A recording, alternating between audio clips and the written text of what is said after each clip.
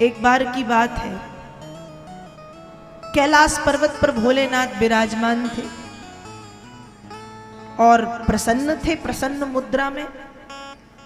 जब प्रसन्न मुद्रा में थे तो मां पार्वती से कहते हैं कि देवी आज मैं आपको एक बात बताता हूं। मां पार्वती ने कहा प्रभु कहिए। भोलेनाथ ने कहा कि देवी मैंने मेरे जीवन में एक बार चोरी की थी। अब पार्वती मैया सुन के रह गई, प्रभु आपने चोरी की? दुनिया को देने वाले ने चोरी की? चोरी किसकी की? ऐसी कौन सी जरूरत आन पड़ी कि आपको चोरी करनी पड़ी? पार्वती मैया पत्नी है तो पत्नी वाला रूप आ गया, प्रश्न पर प्रश्न, प्रश्न पर प्रश्न, प्रश्न पर प्रश्न करती हैं। भोलेनाथ ने कहा रुको तो सही, पूरी बात तो सुनो। मैंने चोरी की, अब उस चोरी को आप मेरी गलती माने या उस चोरी को आप मेरा प्रेम माने, पर प्रेम के कारण मैंने जीवन में एक बार चोरी की। पार्वती मैया फिर सोचती हैं ऐसा कैसा प्रेम और किससे प्रेम की आपको चोरी करनी पड़ी? तब भोलेनाथ उत्तर देते हैं और रामचरितमानस में बाबा तुलसीदास लिखते हैं और हूँ सोना हूँ और हूँ कहाँ हूँ एक निज चोरी और एक निज चोरी सुनो गिरिजा अति दृढ़मति तोरी सुनो गिरिजा अति दृढ़मति तोरी काग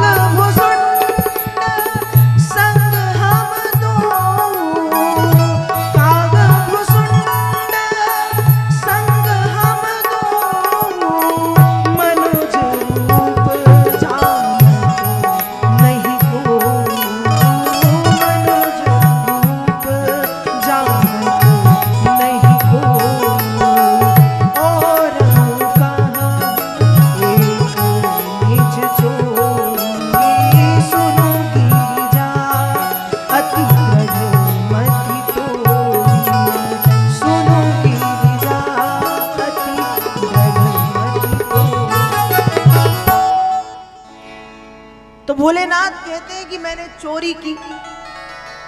पार्वती मैया पूछती है क्यों की, कब की, कहां की, किस लिए की, किस कारण से की, किसके प्रेम में पड़कर की, मुझे सब बताओ। भोलेनाथ ने कहा रुकिए तो सुन तो लीजिए पूरी बात। मैंने चोरी की, मैंने चोरी की, लेकिन क्यों की? जब त्रेता युग में श्री हरि राम रूप में प्रकट हुए हैं, राम बनकर के आए, तो प्रभु के वाल स्वरूप का दर्शन करने के लिए मैं चोरी से अयोध्या पहुंचा था। मैं महादेव के रूप में जा नहीं सकता था, इसलिए मैंने एक किसका रूप बनाया? मैंने एक रूप बनाया ज्योतिषी का। मैंने ज्योतिषी का रूप बनाया और चोरी मैंने अकेले नहीं की, मेरे साथ काग भुसुंड जी भी थे। मैंने ज्योतिषी का वेश धरा और काग भुसुंड ने छोटे से बालक का वेश धारण किया और हम दोनों चोरी से भगवान के सुंदर स्वरूप का दर्शन करने के लिए पहुंचे हैं।